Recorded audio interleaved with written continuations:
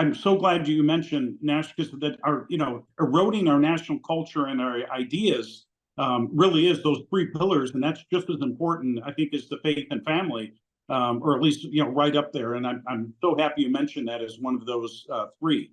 Yeah, I do have a couple of quick comments on what you said. One is about nationalism. You're right that it's become kind of a dirty word these days. The left tries to make a Christian nationalists the new boogeyman. And that ties in with the whole collectivist and globalist impulse of the left. They want to erase. This is one of the reasons they want to erase our borders. Is they have a globalist collectivist mindset, and therefore a patriotic sense of your own country and your own homeland. That's now Nazism, like you said a moment ago. And another in terms of the beauty, that's another three pillars.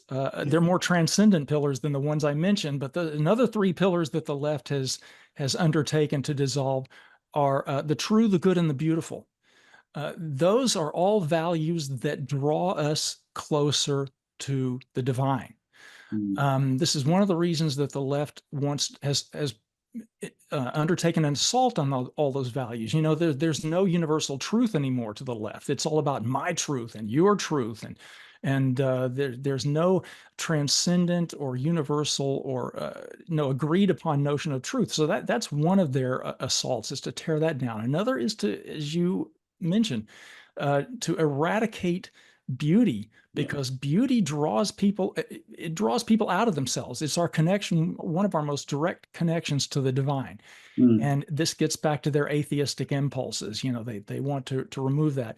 And also, just in this, the whole communist impulse is it's